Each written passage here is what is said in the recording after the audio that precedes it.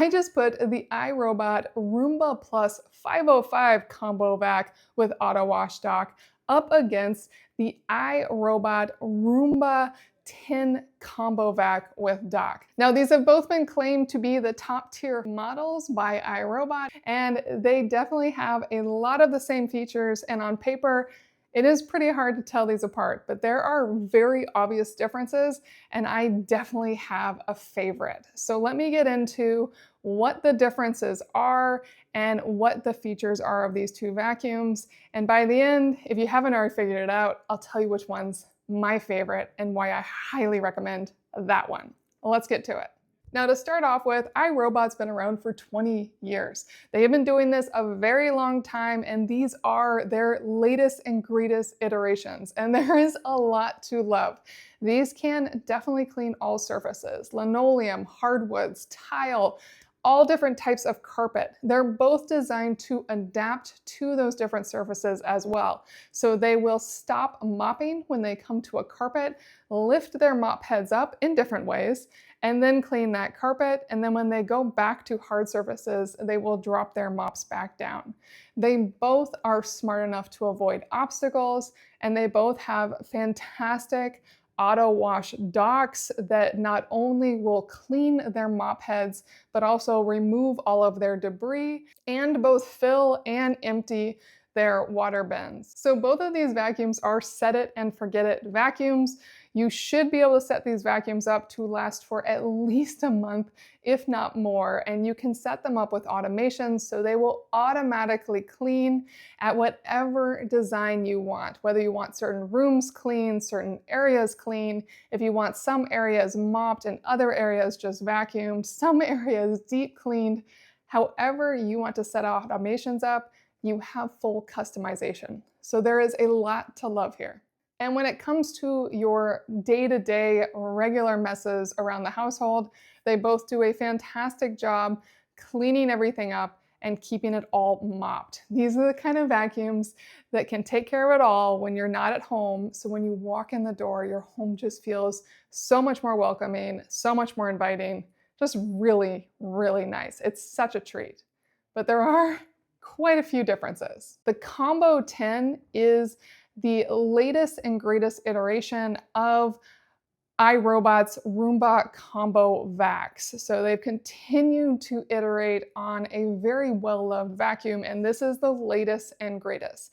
It uses a camera to see everything.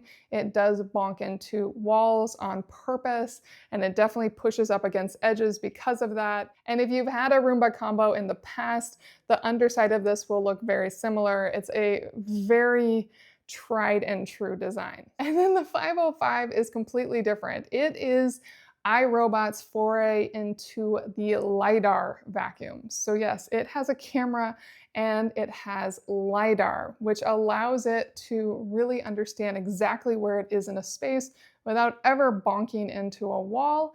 And because of that LIDAR, it actually has a different app as well. It has a more updated, newer iRobot app. And that camera versus LiDAR really shows itself right off the bat when you're mapping spaces. I can have the 505 map my entire downstairs in less than 5 minutes. It's so fast. It just zooms through into each room, uses its LiDAR, spins in a circle, done. Whereas the Combo 10 took at least 40 minutes and it didn't even get my entire downstairs. I ended up closing 2 doors just to get to finish mapping because it does need to bonk into everything and really go into all the nooks and crannies to fully map. But once they have the maps, they both can get to spaces without much of a problem. Now let's talk about noise. When they both start, the 505 is quite noisy. It has a loud whirring noise as it pulls all the cleaning fluids into it. I think it also is doing its spinning with its cleaning mops, and then when it cleans, the mops on it actually do spin, and one of the mops even can spin outwards off the side of it to really help get in little nooks and crannies. And then it has the vacuum at low suction and a much more noticeable high suction. So the 505 is just a little noisier as it goes around. And then when the 505 goes back to its dock, it is very noisy. Again, it's going to self-clean by spinning the mops, pulling down clean liquid, sucking up the dirty liquid, and making sure those mop heads are super clean. It also sounds so loud when it pulls the debris up and into the vacuum bag inside the dock. So that is an extremely loud suction noise, luckily very fast. And then finally, it takes 3 hours for it to clean the mop heads, and you can hear the fan. It's not very noticeable, but it is a slight whir noise.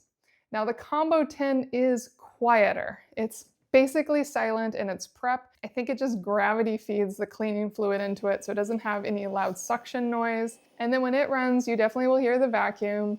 You will mostly hear it bonk into things. Its mop is silent because the mop is not a spinny mop, it's just a flat mop. Now when it's done, it will go back, and it is also noisy. It does have a self-clean on the mop. It will pull down cleaning liquid and suck up the dirty liquid. All that's not as loud. The debris suction is just as loud. And then in the end, it will also dry its mop head, but it takes 6 hours and it's silent. So I don't notice it at all once it finishes its post-clean, self-clean cycle.